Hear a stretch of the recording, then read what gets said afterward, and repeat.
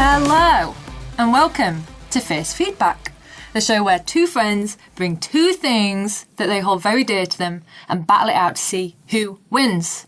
Will, how's it going? Hi, Liz Mercury, how are you? I am not too bad at all. So how do we decide who wins?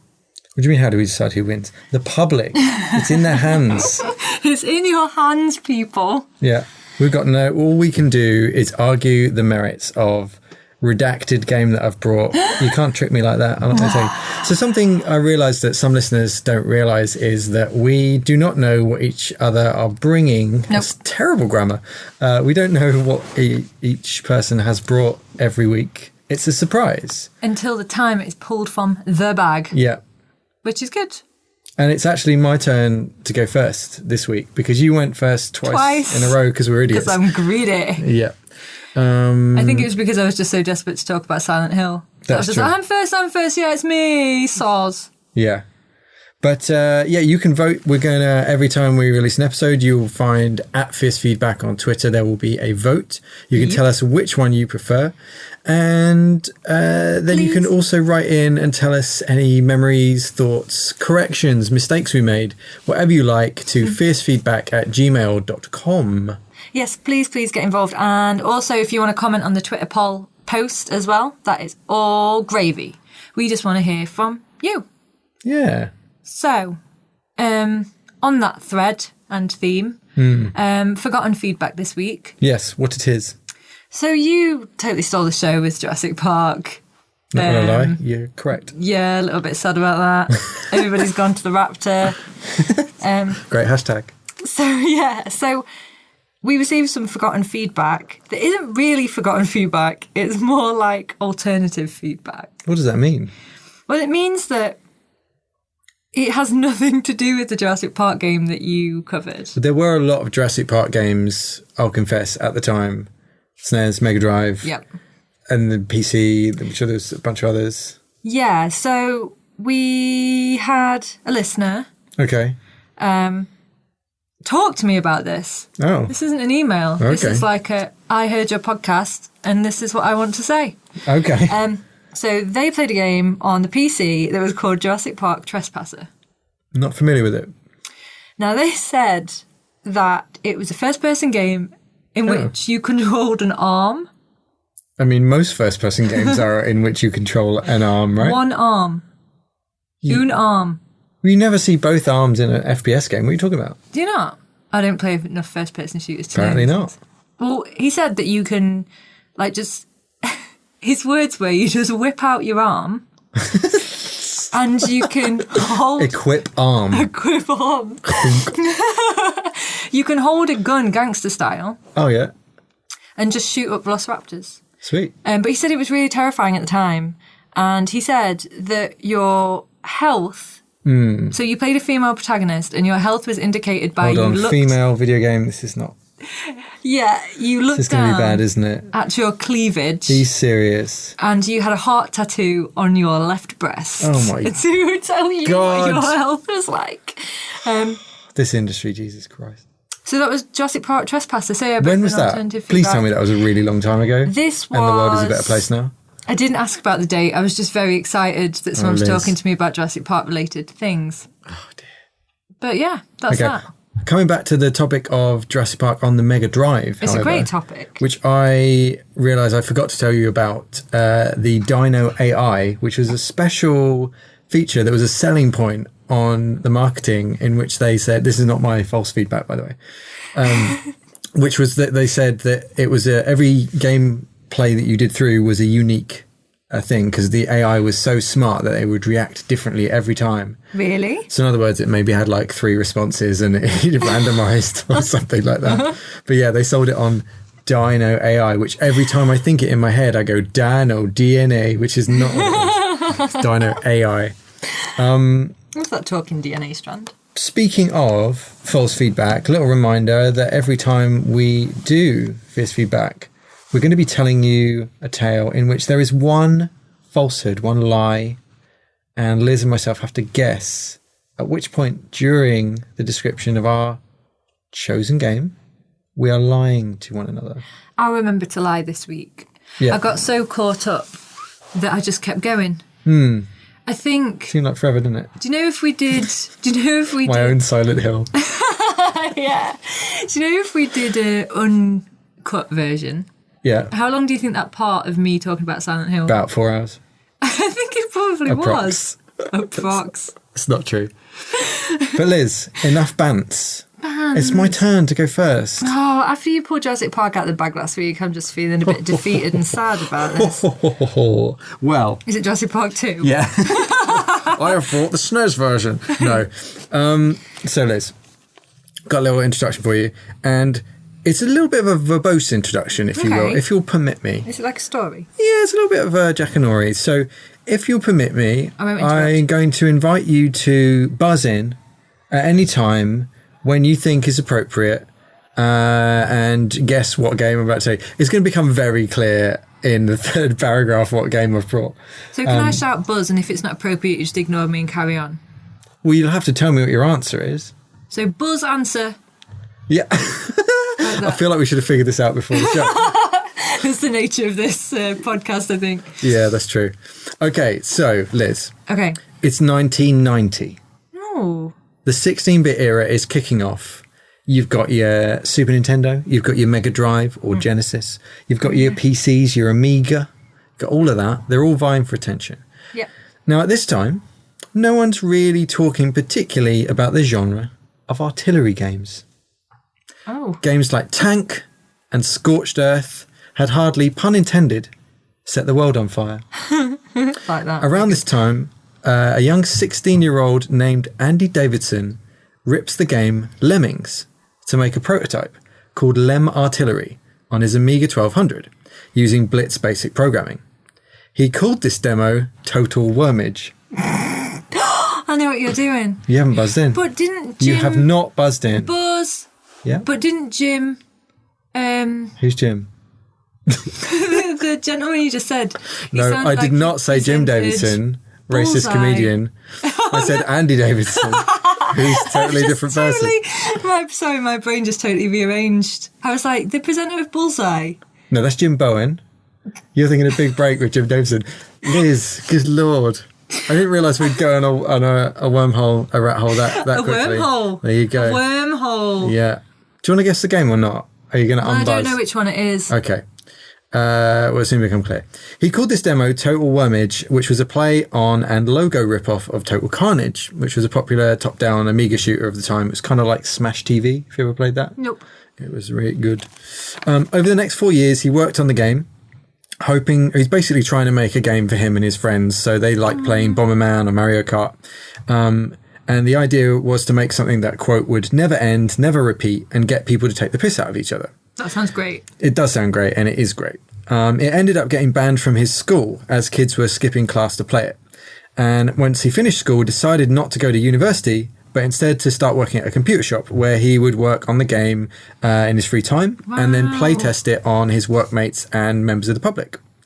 So he wanted to create a game that, quote, even people who didn't play computer games would want to play. And he said that during his time at the shop, a kid would sit down and play test for a few hours, and then his dad would join him and still be playing a while later, even though he'd never touched a computer game before. Right, super cool. So by 1994, so this is 4 years on from starting it, he was very confident about the game. And Amiga Format magazine held a competition for game programmers. And he thought he was like a shoo-in for this thing. So he submitted it, and then as soon as he saw the results, he was nowhere to be found. Oh. And he thought, well, I've got one more chance. I'm going to take it to a trade show. Yep. So he took it to, do you remember ECTS? No. So it was the European Computer Trade Show. There's a thing in London that used to happen. I think the last one was like 2004. Yeah, so he took it then. He basically wanted to take it to Team 17. Of course, there's the clue. Yep. Quote, I wanted to take it to Team 17 first because they had a great reputation for being on the side of programmers and had tried lots of interesting ideas before. So he showed his idea to Team 17. They loved it and wanted to publish it. But they wanted to rebrand it with otters as the main character, as they felt they were cuter. They are cute. But Davidson disagreed. So they launched it as simply Worms. In 1995. And Andy I'm now Davison, you led. going to introduce you to That's a great story of perseverance. Look at Worms. that. I've brought Liz Worms 1 and 2, PC big box editions. Wowee. Feel free to leaf through those. Lordy Lord. Yeah, so this is Worms, one of my favourite games of all time. It's a great game. It's just a joy. So they launched it as Worms in 1995, the following year, in September, for the Amiga, PC and PlayStation. So he joined Team 17 then and finished the Amiga version of it, obviously changed the name. Yep. And then they worked on the PC and PlayStation versions. And then soon after that, they also ported it to Super Nintendo and Mega Drive and probably some other platforms that I've forgotten. Like probably after that, the Saturn and things like that. So, for those of you not au fait, not familiar with Worms, I talked about earlier the fact that it's an artillery game. So it's not like a totally original concept, but it's definitely the first time that this kind of game had been done in a way that was super compelling and characterful. So, the gameplay. You've got a team of 4 worms, Yep. and you are placed onto a procedurally generated map. It's side-on view, and your squads of worms take turns to fire at each other. It's turn-based shooter artillery game.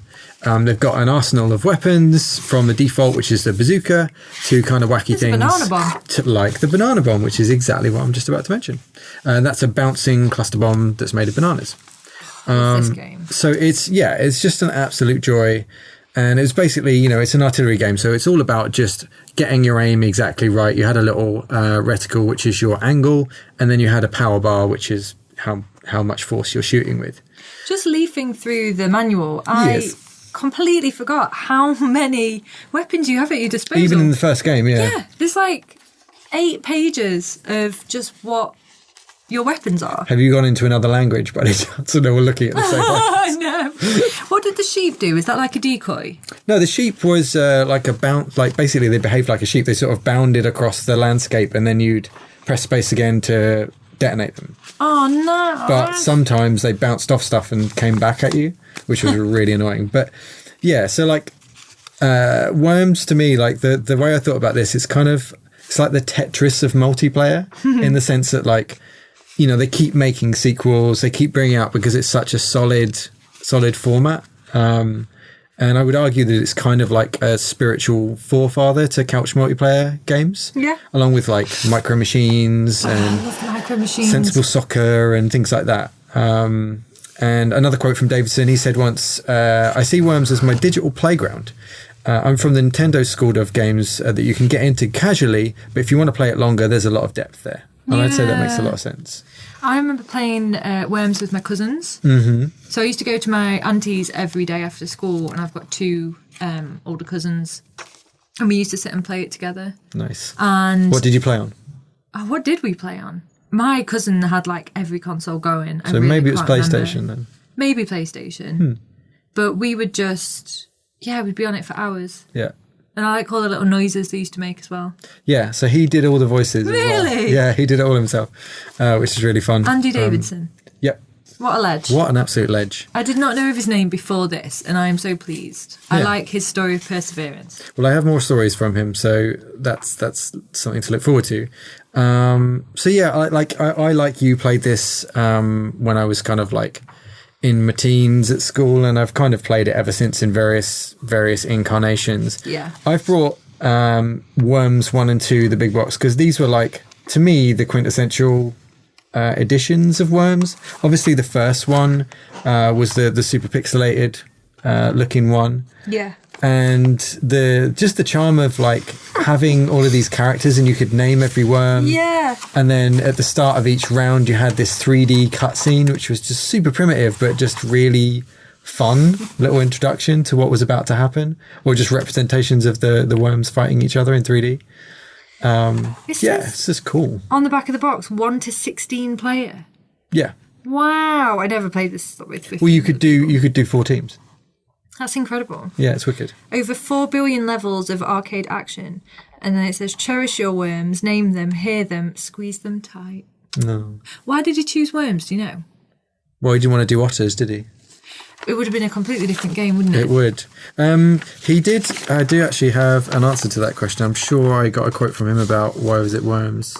Worms. I like all the different landscapes as well. There's a list of those. Was he Scottish? No, he's South England somewhere. Oh. Yeah.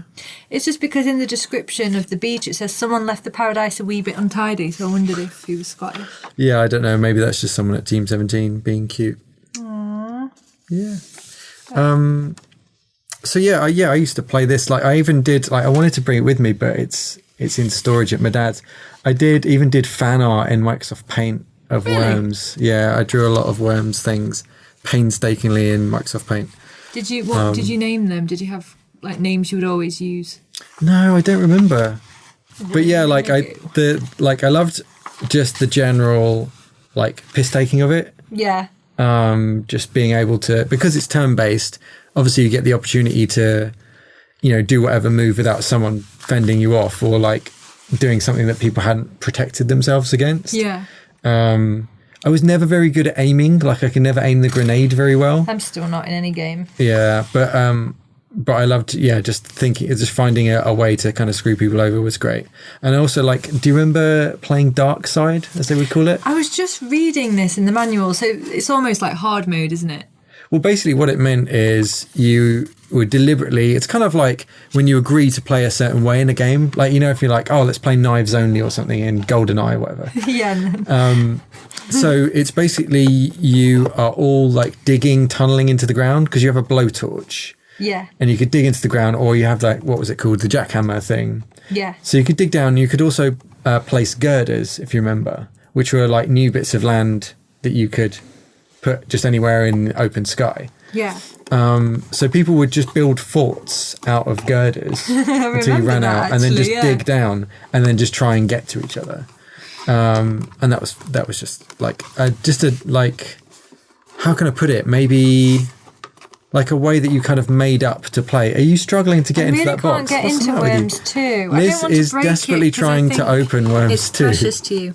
On the box of Worms 2, it says, Worms is an absolute blockbuster by the Daily Star. Daily Star, that's not what you want, is it? It's got 90% from Games Master and Ultimate PC. Yeah. And it says, play Worms 2 on the internet. Yeah, I'm coming to that. So, after Worms' success, there was a lot of pressure to put a sequel into 3D around the sort of 96, 97 as the PlayStation, N64, Sega Saturn were taking off in a big way. Less on the Saturn, obviously. And everything was leaping from pixel to polygon. Yep. Davidson pushed back against this and drove the game to higher quality standards with Worms 2, in which they placed a whole new art style into Worms, creating all new cutscenes with lots of fun intros to any match. They also brought internet play to Worms so that, quote, countries could fight against countries. And he said, everything has gotten quite stable in the world. We thought we could put international relations under strain by having them throw sheep at each other. So yeah, I quite like that. And so... There's a homing pigeon in 2. Yeah, there's loads of great new stuff in 2. The other one was The Old Woman. Let me just find his quote about that, because that was quite enjoyable. There's an old woman in it. Yeah. Okay, here we go. Oh, yeah. He said, since the first one where we discovered how powerful sheep were as a strategic weapon, we've since discovered that old women possess similar qualities. We think old women are neglected, so we say let's get them out on the battlefield, away from daytime TV, and that's a big part of Worms 2. In the manual for Old Woman, it says, press spacebar to set old lady wandering around, complaining about the price of tea, that sounds like me, and mumbling about the good old days before violently exploding. Let that be a lesson and a warning to everybody. There you go. An erratic but fun weapon. Another weapon that I wanted to call out was the Mad Cow, quote from Davidson. Obviously, the worms have gotten more sophisticated. They had their sheep, and now they also have cows. It's like, what do people do with mad cows? You can't eat them. You can't take them for walks. So we're getting them into the game. It's serving as a public education, and we're also getting rid of all the stockpiles of cows. Public education. Yeah, he's a bit wacky, this guy. I like him. It says, frothing mad cows intent on mad destruction. Being stupid, poor cows, they will make no effort to get over an obstacle and just explode instead. Yeah, it's a true story. I don't think I played the second one then because I don't remember. Did you not? I don't remember these. Oh man, I love to. So 2 is kind of very similar. Like, I'd say that Worms hasn't changed a huge amount since 2. Yeah. Like, the style of what the actual worms themselves looks like, the kind of cartoony style, has kind of persisted throughout. I think it's just like a winning redesign, new art direction. And like there were obviously like follow-ups, like we had Worms Armageddon, Worms World Party. I think it was Armageddon I played. Was that on the PlayStation? Yeah, I mean they all were after that. I think that was probably the one I used to play with my cousins. Yeah, the one with the little nuclear logo on it. Yeah. Yeah. So the reason I love 2 as well is that you had like a Windows interface to do your configuration of weapons. Oh, that's cool. And I found that a bit faffy. Like they made like an in-game UI for that, like editions after that, and I found it a bit faffy. So I really loved 2 for that reason. What I haven't talked about though is the extensions for the original Worms, which I really loved. They brought out DLC called Reinforcements that just had a bunch of new environment styles, and then they brought out I think it was a Christmas pack as well, and then they released that as Worms United, which was another like packaging of the game. So yeah, that's Worms, developed by Andy Davidson and Team 17, and distributed by Ocean in 95. And then Worms 2... What's Andy Davidson up to these days? Well, I'm going to regale you with that in just a second. Worms 2, 97. So yeah, only a couple of years later, they really went all out for that one. Chat mode. There's a chat facility that you can send taunts and abuse to your players. Yeah, I really love that on the box of Worms 2, there's a sticker for CompuServe that says, "Play Worms 2 on the internet." The interwebs. Which is just a big hook for that. To answer your earlier question, Liz, about why Worms... when people ask why Worms, Davidson said that when people think of Worms, they think they're quite boring. But the aim of our game is to bring to the surface the fact that there's much more going on down there. Maybe we should have called it Sloths then.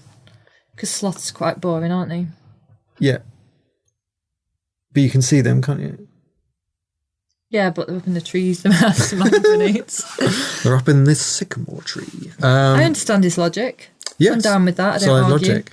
There are over 30 sequels and spin-offs to Worms. Whoa! Did you know? That's got to be in the Guinness Book of Records for like the most sequels from. That's a good point.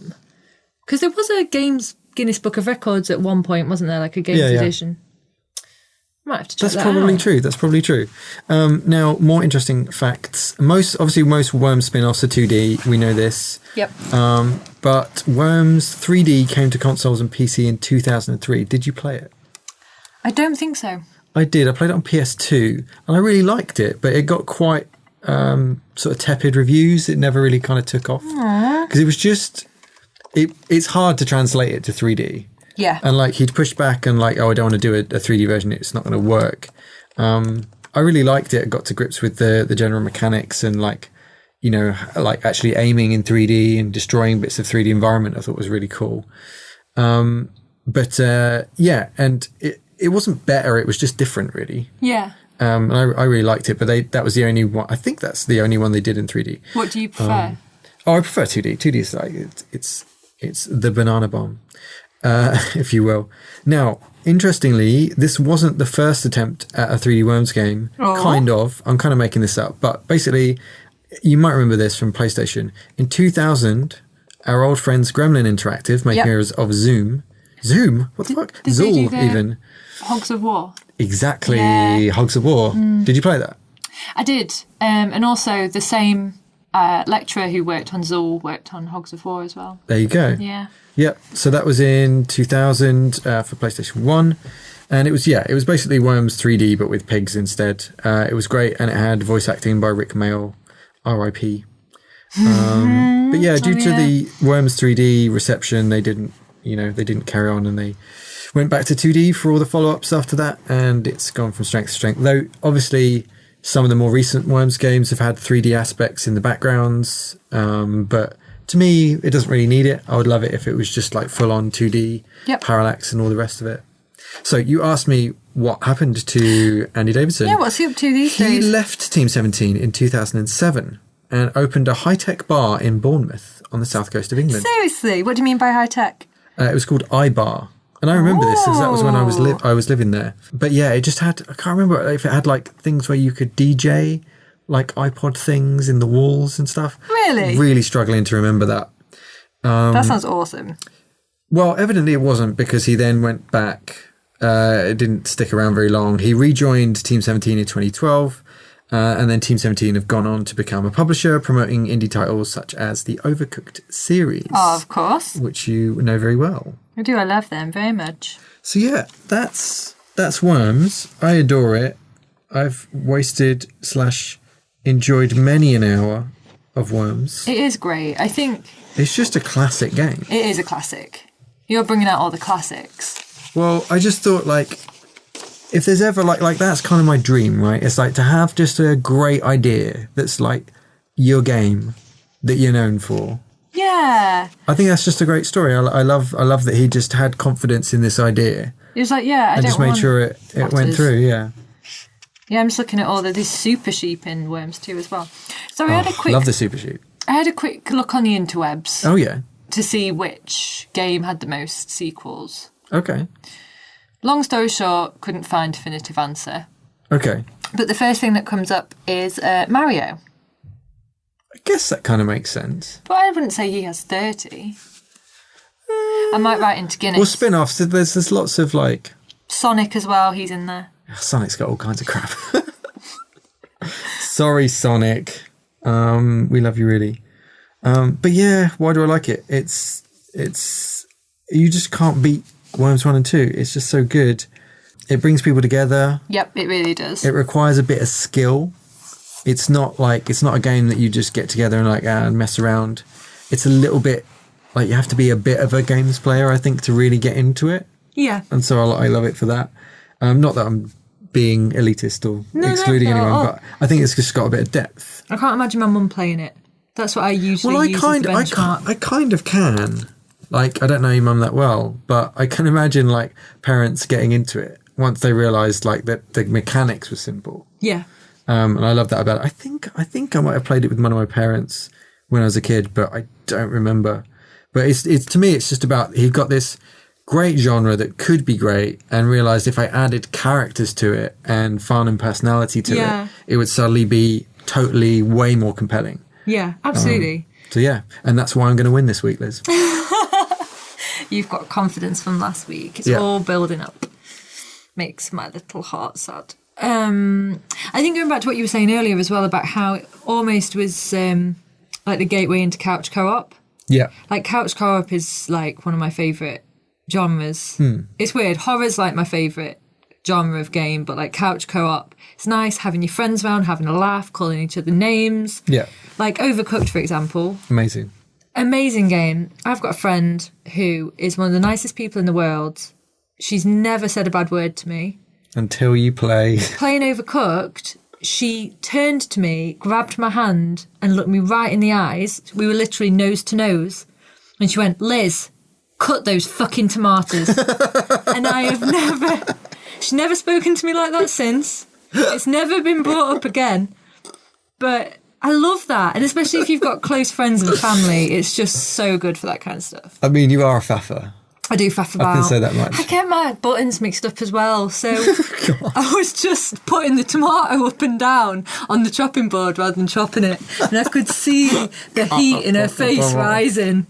But yeah, Worms was a good one. I remember me and my cousins playing it a lot. They used to just gang up on me and blow me up, to be fair. But, you know, it's character building, isn't it? What, bullying? Well, I certainly found that. But maybe my mum would play. She loves a bit of Until Dawn. Does she? She loves Until Dawn. Does she? Yeah. Anything like that. So like The Wolf Among Us, Until Dawn, where it's more of like a narrative kind of decision, not having to rely on moving the camera and moving at the same time. Cool. Next week on Fierce Feedback, what Liz's mum thinks about Call of Duty. Oh my goodness me. I'd love to get my mum to do a review of Until Dawn. There you go. Do it. It's so funny. Put it on Fierce Playback. Yeah. Our YouTube channel. Fierce Playback, my mum's YouTube channel. Brilliant. So yeah. I really enjoyed that. We come to the end of my telling of Worms 1 and 2. And yet again, Liz, you failed to spot my false feedback. I really like the backstory. I think your false feedback is his name, because Andy Davidson is the man who presented Bullseye. No, it's not. That's Jim Bowen. I've already told you that. And my false feedback is... Let me guess again. One more guess. Let me have one more guess. Your Bullseye. Bullseye, for those uninitiated, was a game show when we were both young where you would play darts. And yeah, it was. For anyone who doesn't remember that, will be baffled. It was the one where you won the speedboat and it had the conveyor belt. Yes, and you had to play darts to win them. Oh. The conveyor belt was Generation Game. Let's cut that fucking tomato, Jesus Christ. I think that it's the bar that he opened. Nope. No, what was it? What was your The otters. No. Of course it was. Why would they want to make them into otters? Because otters can build. So if they use the shit. girdles, Got me they there. could build the girdles? dams. Yeah. The girdles. I don't think they built them out of girdles. These otters do. No, I'm thinking about beavers as well. Gosh, I've not put my head on this morning. No. I'm just getting really confused about everything. Good Lord. But I don't think that would be unusual. What, otters, the game? Yeah. It's probably no weirder than worms. Let's be honest with ourselves. I mean, But they couldn't drown. And of course, worms, you had the rising tide in sudden death mode that would come up. I'm wiggling my fingers like waves. Like the waves come up. Yeah. But if they evolved, they could spin their heads like Earthworm Jim and get out. Do you remember that? Do you Where remember he's the a Earthworm Jim helicopter? game? Yeah, Of course I do. that was a great game. Yeah, we'll cover that later. Not right now. Okay. Liz, it's your turn. Please unveil. Do-do-do-do. That's my unveil tune. We haven't unveiled anything. I'm going to put this over. I'm going to put the Worms 2 manual back with you because I just keep leafing through it and I'm scared I'm going to break it. Is it my turn now? Yeah, I'm waiting for you to unveil a game. So, this is one of my most played Uh-oh. and what I still talk about a lot with my friends who also play a lot of games. Okay. So I've got like 3 games that I wish there would be remakes done. That's not a very long podcast, Liz. Well, 4 actually. Okay. And this is one of them. Okay. Will you tell me what it is? Wait, Okay. picture this. Okay. It's like Victorian London. I think it's Victorian London. You've just finished gymnastics. What? Just been to gymnastics They do practice. gymnastics in Victoria, London? They did in this game. Okay. You've just finished gymnastics. You've come home. And your dad's dead. Oh, shit. I know. So my games are always a downer, aren't they? Silent Hill 1886. Is it that? So you're not happy about it, but this priest turns up. Mm-hmm. And he says, I've got this book. Okay. I think I can find out what's happened here. Okay. So let's go to the funeral, see what happens. So you go to the funeral and someone hands you a note that says, check out Adam Crowley. Do you know what game it is? No. No? No. Oh. Okay. Was that the big reveal where I was like, what? Tomb Adam Raider? Crowley? No. Adam Crowley, star of Tomb Raider. So I am revealing to you the 1997 PlayStation game Nightmare Creatures. Oh, okay. Have you heard of it? I remember it. I don't think I ever played it. Well, you're a Dreamcast fan, aren't you? Yeah. Loved it. So this was released for PlayStation, but also for the N64, not the Dreamcast, got mixed up. Okay. Yeah, don't care for it. I'm having a really good night tonight remembering the facts. So it was released for PlayStation, Europe got it in 1998, North America in 1997, N64 was 1998.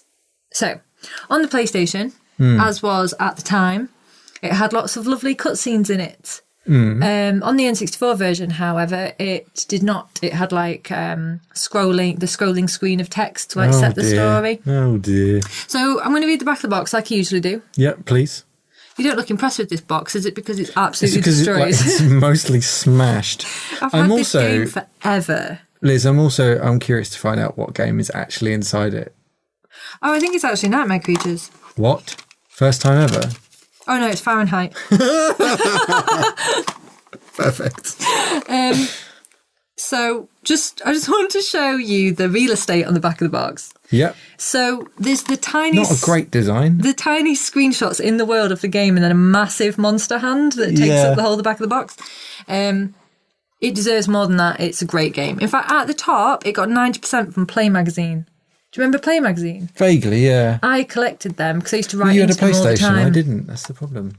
I wrote into them about a boss in this game as well, actually. Did they print it? Yeah, they did. Oh, nice. Yeah, they told me how to beat it. So the back of the box says, a fantastic full-on splatter flick. Buy Nightmare Creatures and you won't regret it. Oh. 90% Play Magazine. So the back of the box says, scientist Adam Crowley has created a hellish brood of monsters.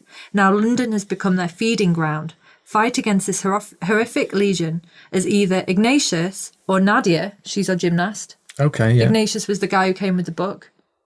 See how I set the story? No, I've got no idea what you're talking about. But In okay. this 3D combat exploration, possibly the most terrifying game ever. Possibly. Possibly. Okay. Not that confident then. Great game, this. Okay. Can I have a look at the box? Yes, it's great. And the manual's very comprehensive as well. It's always good to know. So, what do you want to know about first? In I want to fact, know about what it is, like what type of gameplay we're talking about. Is this the third person? It looks like It's a really third person action. Yeah, so it's a game. third person. I would say by today's standards, it's probably a hack and slash. The hack and slash. A hack and slash. So it's third person. You play as either Nadia or Ignatius, the two main characters. There's also a cheat. So in the back of the manual that you're looking through, there is a code that I've put in that I must have written in all those years ago. Oh, nice. You've got up, circle, triangle, up, cross, cross, cross. Yep. Now I thought this is going to be the mega reveal all items, so I put it in. Took me to level 2. So clearly, You thought, oof, that was grueling. I better write this down. so there's actually a code that you can put in where you can play as a monster as well, which is quite fun. Now, Liz, I'm just going to suggest that maybe you have missed a trick by not reading the first page of the manual. No, look in my notes. Look in my notes. Go on. Story set in London, which is probably why I like it. There's a bloke who is a man of science, makes some nightmare creatures. Nadia gets back from gymnastics, finds her dad's been killed by Adam Crowley. Read the first page in the manual. Right. That's my notes. Is that what you were about to do? Yeah. Because the first page of the manual is more verbose than perhaps what you just read. But would you rather have the official or mine? Yours. He said that with his back, his arm twisted up his Just back. terrified. Was my paragraph not enough? No, I just quite like the way that they've written this. You ought, right. Okay, before you read that. I'm not going to read it unless I you think allow you it. should. Oh, of course, no. So, one of the things, do you know how I said this was a game I played to death, but also a game that I speak to about my friends still a lot? Did you speak to it about your friends? You say, hello, Nightmare Creatures. Let me tell you about my friends. It's my only friend. Yeah, you tell your friends about it still now, even Because today. the beginning cutscene, the narration of it, is like just brilliant and just sticks in your head forever. Iconic, if you will. I would assume that you would like to do an impression of... Of course I would. Yeah. So the cutscene starts, there's a man hunched over. Close your eyes, pretend. I'm going to close my eyes. I'm going to invite the listener to close their eyes. And if you're driving, don't do it. There's a man hunched over a nightmare creature. He's doing all the experiments on the body. This voice comes in and he goes, "He works alone, defiling the bodies of the dead." Yeah? And it goes on, and then at the end, it goes, "And now," close your eyes, Sorry. "and now London is engulfed in nightmare creatures." And then all the music goes, and then a wolf goes, Creatures. "Woo!" No? Well, in the sequel, Rob Zombie did the music, but not in Brilliant. this one. Disappointing. No, the music in this is great. Also in fact, brilliant. one of the things about Nightmare Creatures that I remember the most and that holds up extremely well when I went back to play it is Weren't the case. I'll tell you that much. It wasn't the case that smashed 2 bits. Yeah.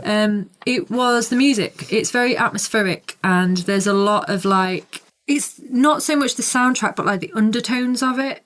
So, for example, I mean, the diegetic sound? is that or- what it is? Well, that just means There's almost like a ambient sound that's just very unsettling. Oh, okay. So that's not music then. You're just like, it's... So like, for example... Yeah. So you start the game. Mm-hmm. The game menu is a dark tunnel going under, like, into the tunnels of London. Mm-hmm. You've got the two characters on either side of the tunnel. And then you choose which one you want, and they run through the tunnel. Yeah. But all the time that's going on, you can hear the monsters howling on the other side of the tunnel and echoing, and it just is really nice. Nice. You start the game, it has a little bit of background music, but then there's almost like an underlying, like the occasional sound effect that maybe sounds like a slab being pulled, or like a tinkling sound, or like a heartbeat sound. Yeah. Do you know what I mean? So it's like, when we say non-diegetic sound, I'm pretty sure I'm getting this the right way around. It's things that you can't see directly. You like if you see someone hammering in a scene and you hear a hammer, that's diegetic sound. Yeah. Non-diegetic would be like cars honking in the background or whatever. Yeah. So it's the non-diegetic sound that's like It does spooky it and really ethereal. well. Nice. Yeah. That's the thing about that era though, isn't it? That we leaped to like the compact disc era with PlayStation. Suddenly you had CD quality sound in games, whereas before it was just like that's like and stuff like that. They did it very well. Yeah. So I guess that leads me on to just talk about... I'll talk about the gameplay again in a minute, but it leads me on to talk about the talent. So again, as I say in every episode, I'm sorry if I pronounce these names wrong. Okay. So Alan Guillet, David Cash, Alan Guillet, the programmer, he was the technical director on the recently released A Plague Tale. Not familiar, sorry. It's super cool, and it's like set in, I think it's like France around the time of the Black Death. Oh, I have heard about this. Yeah. Yeah, I've heard good things. Definitely. It looks great. I've not played it myself, but... I didn't realise that was what it's called. And then Frederick Mott, who I follow on the the Twitters, because I love the music of Nightmare Creatures. Okay. He did the music for Nightmare Creatures. He goes by the name El Mobo. He worked on Nightmare Creatures 1 and 2 before going freelance. Nightmare Creatures was published by Activision in North America and Sony Computer Entertainment in Europe. Nice. And it was developed by Callisto, who were a French video game developer. Mm-hmm. And they also did the Fifth Element game. Yeah. That was going to be on my list. Well, we can share a developer. We'll see. So we were talking about the gameplay, weren't we? Yeah. Gameplay was fun. So I think by this point, by modern standards, it would be called hack and slash. I was going to say, is it a hack and slash? Yeah, it's like a precursor to a Devil May Cry. Yeah. Yeah. So I always played as Nadia because she was a lady and I'm a lady. That's true enough. So Nadia had a sword, and you would start as I remember, each level gave you a different combo. Oh. So you had a sword attack, but then you also had like physical attack, and she was a gymnast, so she would just kick them all over.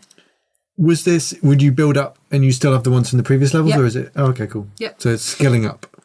It was really cool, and you would get like heavier attacks as you went. So Nadia did this like jumping, spinning slash with her sword that would just cut the weaker enemies in half. Mm-hmm. That was quite cool. So it would be 3D environments that you would explore, and you would find levers to open crypts, and you would sort of kill those nightmare creatures. Nice. But at the same time, there was something called a stamina gauge that was... you could disable it on the N64 version, but not the PlayStation version. Okay. And that was something, like, correct me if I'm wrong, but something that you don't really see very much in modern games, where it would count down over time. And the only way to refill your stamina was to kill something. Oh. So you always... So like health that's just, you're always dying a bit. Yeah. Oh, so weird. you had to balance up, because the environments were quite large, so you had to balance up exploration versus finding something to kill. Because if your stamina bar got to 0, your health would start going down. Right. So you always had to be on the hunt to kill something. Yeah, I mean, I'm thinking of things like, it's not a direct parallel, but things like Stalker, where you'd have to like replenish health in various ways, and you'd be degrading. Yeah. And your weapons would be degrading. Yeah. But yeah, I guess maybe after showing it as like a literal bar, maybe designers thought it was just like it was too overt, I think, as a thing. So maybe it seemed too punishing. Yeah. Maybe that's why Nintendo didn't want it. It was a very difficult game as well. I remember it being ridiculously difficult. Okay. So what you would also have, and they're listed in the manual, is you would have your weapon attack and your like melee attack, but then you'd also have objects you could pick up. So one that I really liked was like this saw, and if you had it selected and you activated it, any hit that you did would just dismember them. Nice. Dismember the nightmare creatures. Nice. There was like an ice attack that would freeze them all within a radius and then they'd shatter like glass. There was this big gun that you would spin around in a circle and shoot all the... everything in range. Yeah, it was dead. Good. The other thing that I liked about it was that it was set in London and each level was a different location in London. So you had Hampstead Heath, you had the Thames Tunnel, you had Highgate Cemetery, you had London Zoo. Okay. Marylebone. And I'm a bit of a sucker for any game set in London. Like Uncharted 3 is my favourite. Love it being set in London, have that London level. Right. Tomb Raider 3 is my favourite. Love all the London levels. Okay. Love Nightmare Creatures. Did you love GTA London? Is that real? Yeah. Really? Yeah. Never played that. Yeah. There's an extension for original GTA. Are you having a giraffe? No. Oh. It's a true story. Didn't know that. I'll have to have a look at that. Probably really like it. Yeah. But why? So within London, Yes. we've got werewolves. Uh-oh. We've got zombies. We've got flying bats. We've got, in my notes, it says... Sorry, flying bats isn't... I mean, bats fly anyway. It's not... Oh, well, they were like banshee... what are they called? Not Valkyries. They were like screaming women with bat wings. Screaming women. Big hulking type blue monsters with multiple arms. Okay. This sounds like the cast of Mortal Kombat or something. I love Mortal Kombat. One of the monsters... So, yeah, after every few levels, there would be a boss. Okay, got it. So the one that I wrote in the Play magazine about was one, I think he was in the London Underground, and he was a bit like a Jack the Ripper looking character, and he would throw bowels. Bowels? Barrels. Oh, barrels. No one's bowels.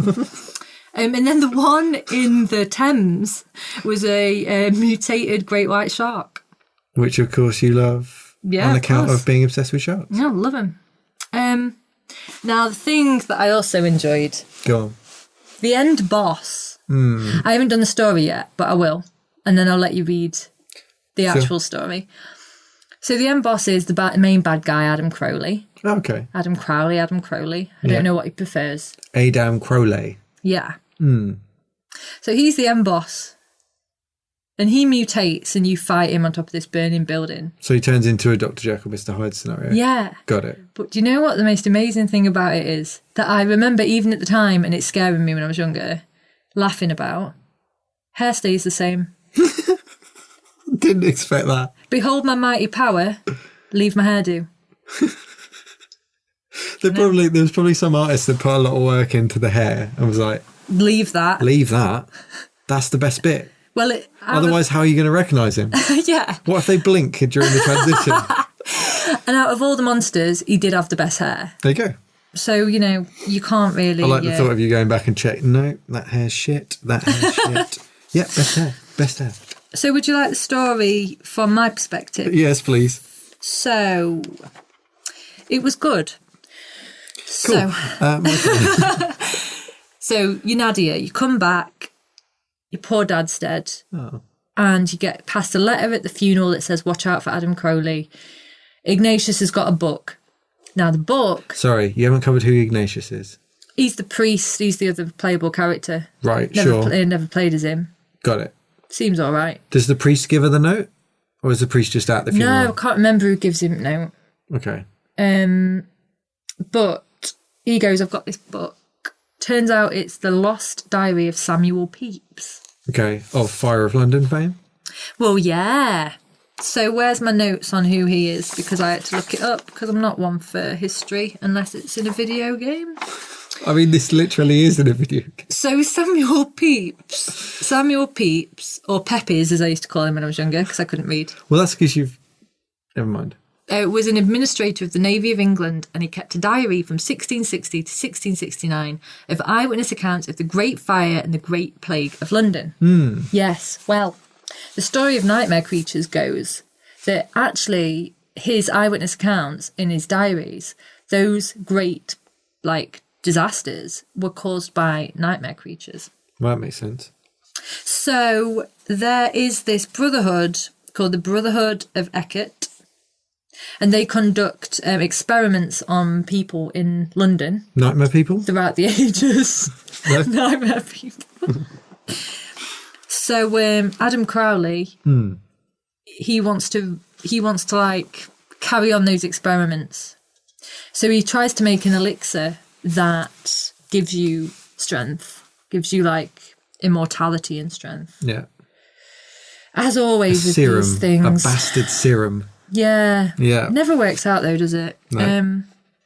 Didn't work. So he just Didn't work. So he just turned people into nightmare creatures. Yeah. So what you're doing is you're tracing through the lost diary of Samuel Pepys, going to each of the locations in his diary, and you're after Adam Crowley. Right. Is this during the Fire of London? Well, the end boss is kind of a fire. The end boss is you're in a burning tower and you're fighting him there Tower with his of London? lovely hair. I think one of the levels is Tower of London. I wrote down all the. Let's have a look. No, it's Westminster. Okay. The roofs. The roofs. The roofs. Yeah. She's dead good. So you find him, you battle him, the environment's on fire. You chop off his head, comes Oh. back into sequel, isn't it? Spoilers. So that's my account of the story. Do you want to read it? Yeah, so they've got in the first page of the manual, they have a little story, which I'm going to regale you with right now. And it says, history is full of coincidences and often repeats itself. However, the role of chance is less significant than people suppose. The Great Fire of London in 1666 and the fire of 1834 at first do not appear related. And yet, in London, a strange story is whispered. Oh, brilliant. The story tells of a secret society called the Brotherhood of Hecate. See, I said that. You said Eckert, but anyway. It's just my accent. Aye. That rose and declined in the 17th century, and of a man named Adam Crowley, who sought to restore it to its former power in 1830. The story goes on to tell of a foggy night when London was overrun by monstrous creatures until suddenly no further references to the Brotherhood and the monsters in the fog are made. However, the legend mentions two mysterious people. The black-coated Ignatius, a man of God, said to have chased away the creatures with the help of a young American with a killer blade. Yeah, I mentioned It just her. went right off. She got a killer blade. Nadia F. Yep, shouldn't have a He surname. failed to find the full surname. Long hours of painstaking investigations might suggest the story is actually true. Might suggest. It only takes a minute. It only takes the action. It only takes the actions of a few careless and misguided cranks to turn an entire town into a maelstrom teeming with Love that monsters more horrible than our worst nightmares. Last paragraph, I promise. It takes someone who is not only brave but honest to ask themselves the question, do I dare fight my nightmares? Yes, because it's great. English.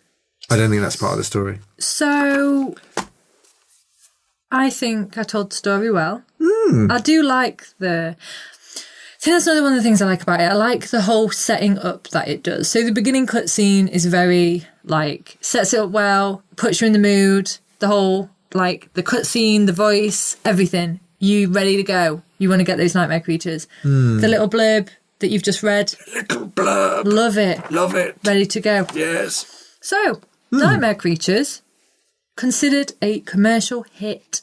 Yeah. With global sales of above 1.5 million units by January 2000. Nice. And it definitely has a cult following that I am part of. So a couple of things that kind of bubbled up as a result of Nightmare Creature's success. So in 2000, both IGN and GameSpot reported that a film was going to be created of Nightmare Creatures, Okay. which I wish had happened because it would have been great. Right. So I'm just going to read what IGN said. Okay. So, an announcement made today by Callisto Entertainment, APG and the Studio Canal have acquired the rights to Callisto's popular video game franchise, Nightmare Creatures. The movie adaptation will be directed by Ralph Zondag of Dinosaur and will be written by Matt Kurelnik, who the Callisto press release states as having recently completed 3 major products, Paid in Full, Total Recall 2 and Hellhole. Sorry. Couple of things there. My So terrible pronunciation of people's No, names. can I just have a little look at that? Sure. So they said recently completed 3 major projects for Dimension Films. Oh, right. It says Paid in Full, Total Recall 2 and Hellhole. Did I just read 2? No, it's just the fact that it sounded like they were saying, look, he's made a couple of major projects. He's been paid in full. They haven't gypped him. So I was like, wait, what? He got paid. Why does that matter? Also, there was no Total Recall 2, so that's a total gyp. So, I think... There was a remake, which was shit. But... So, GameSpot said that Nicholas Gorm, who... I really hope I'm saying these people's names right, and I apologise to anyone that I offend with my pronunciation, who was the president of Callisto. He said that Nightmare Creatures has a very rich universe that allows us to explore many things beyond the video game itself. The opportunity to make this key Callisto franchise into a movie is extremely exciting, which I agree with, but it sadly never happened. There's still time. There is still time. The world's still turning. So in 2017... Yes. Reddit went a bit mad. Okay. Because a game studio called Albino Moose tweeted that their next project was going to be Nightmare Creatures, and they released a teaser video. Okay. So they said, we're going to do a remake. They did a teaser. And then it kind of all went a bit silent. Oh, no. And people on Reddit were like, what's happening? So I stalked their Twitter account recently. As you do. As I do, because I love Nightmare Creatures. And this year, a few months ago, they did say that they are still working quietly on what they call Operation NC. And they're going to be releasing models of the werewolves soon. Oh, cool. But did you say there was a sequel to it back in the day? Yeah, there was a Nightmare Creatures 2, the game. And I only played By the same studio, Callisto? Yeah, it was by Callisto. Okay. I only remember it vaguely, but you played as somebody who had been... I think like brought into the cult by Adam Crowley and kind of tortured. So he was a bit of a tortured soul, and I think you were after him. I think you were like trying to hunt him down whilst in the world of Nightmare Creatures. Right. I think it was again set in London. Now I never finished that one. I'm not quite sure how far through you are with your regaling of this game, but I've not spotted any false feedback just yet. Well, I'll keep going. Okay. I do talk about this game a lot still. Okay. And force it on people to play. I really, really hope that the remake happens. And I was like, yeah, there's this guy called Adam Crowley, and he's a bit of a nightmare. He's got this occult book, and he's bringing Nightmare Creatures to London. And my friend said, oh, don't you mean Aleister Crowley? Yeah, I was thinking that when you said it. I was like, wait, is that Aleister Crowley? And I was like, oh, another person from history I've got to research. Cross Samuel Pepys off. On to Aleister Crowley now. So Aleister Crowley founded the religion Thelema and wrote the Book of the Law, which was the sacred text for this religion. Yeah. So Crowley stated that he was visited by a supernatural entity who provided him with the details of what to write in that book. So it was probably loosely based on him, I imagine. So it sounds a bit like Mormonism. As it does. Little bollocks. That's my Nightmare Creatures. So Liz, why do you like it, and why should it win versus the notes. Incredible Worms 1 and 2? Available now. I'm going to read my bullet points like I usually do. Why I like it. This is the first game I remember really getting into and being a completionist about it. I did. I knew where every box was. I knew where every monster was. I could speedrun all of the levels. You put out all the fires. I put out all the fires. talking about it. I wrote into Play magazine about it. I just loved the game. Nice. I think I wrote into Play like 3 or 4 times about it. Just loved it. Atmospherics and music. Even the menu is like a bridge and you hear the monsters on the other side. Music reminded me of The Thing too, like a low, slow heartbeat and a sinister tone. Simplicity of it, just nice. Streamlined, it's great. I think I summed it up. That was it. So, yeah. What more do you need? What more do you need? So that was the 1998 Callisto. Nightmare Creatures. Nightmare Creatures. Did you enjoy that? Fists of Vengeance. I did enjoy that. Yeah, it's nice because it seems like a precursor to, like I said, Devil May Cry's and your Bloodborns and your Sekiro's and all this kind of jazz. So did you not guess my false feedback? No, I'm struggling to think. Hazard a guess. I'm trying to think of the things. It's probably not the N64 thing. I guess. No, it was definitely not on N64. It was just, I didn't have the cutscenes. It just had like text instead. Yeah, so it wasn't that. I'm trying to think of something more outlandish that you said. But you basically just said that a guy got made a serum and it just turned people into monsters instead of into Superman. Always the way. People don't learn. No, I've got no idea. What was it? It was a great white shark. Why would a great white shark be in London? What did you say? The great white shark boss made that up. Oh, fuck. No shark in it. That was pretty obvious. I just thought you're so into sharks. You seem really into the game. Why wouldn't it be true? There's all sorts of mad bosses. I think one of the first bosses in the sewers is like this big 3-headed snake. There's that Jack the Ripper guy who throws the barrels. Yeah, I mean, why not a shark? Yeah, why not? Oh. I mean, Crowley's got friends in high places, hasn't he? True. Right, Liz. Hello. Can we talk to Transformer, please? Yes, we can. So at the end of every show, we talk to Transformer. Talk to Transformer is a website into which you can type some words and it will decide to finish off a story for you. It's a neural network AI thing that built you can go to. Adam King. By Adam King. And you can go to talktotransformer.com. Yeah. Do you want me to put in Worms or Worms the game? Now, I'm torn by this because we usually type in the name of the game and the word is. Now, if we were to type Worms is, I would have a bit of a grammatical OCD attack. Would you? Do you not think it'd add to it? I'm wondering whether she put Worms are. You can put Worms are. I can put Worms are. Yeah, let's go with are because I'm a bit weird like that. So I've written Worms are and I'm completing the text.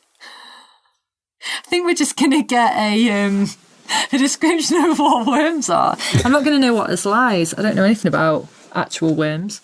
Okay. So this trawls all kinds of things and puts together a thing that should make grammatical sense. So let's try this out. Worms are the largest animals in their class of invertebrates. Because of their large size, they often survive for only one season. This is just educational. Is it true? Does it mean in height or width? I don't think either. Girth. In general, spiders are one of the most vulnerable arachnids. No, they're not. Especially if they are trapped in a web or inside a cave. These spiders may burrow into your gut and bite through your skin. Can we stop? They may escape in darkness of the night and strike you in the face when you venture out into the open. What is this? Once they're in the flesh, these no, this is awful. These prey animals are particularly dangerous. Yeah, I've got it the wrong way around. Whether they're living in your belly or in the soil, they'll burrow into the roots of your leaves, flowers, eating all the leaves or blossoms that grow there. If you're a plant, they'll use your foliage, your flower tops, and others in order to feed and live. If you're an animal, they'll munch your fur. If you're an amphibian or reptile, they'll feed on the sap in your tail and the hair off your back because you've been living in a pond or other body of water for so long. If you're an amphibian or reptile, they'll feed on anything they can grab, including your limbs. No! Final paragraph. Most creatures found in your body cavity will burrow into your skin, either your lower body, such as your arms or legs, or into your abdomen or upper part, but there are... And it ends. And it ends. Well, I didn't like that at all. I'm amazed if you're still listening to this podcast after... I won't sleep tonight. Worms are from Talk to Transformer. That is disgusting. No, I'm not happy about that. I just think about spider death. Talk to Transformer. I don't need that in my life. Oh. What if Talk to Transformer is just this collection of premonitions? Yeah. Well, I'm going to follow your same grammatics. With Nightmare Creatures. Are. Nightmare creatures are complete text. You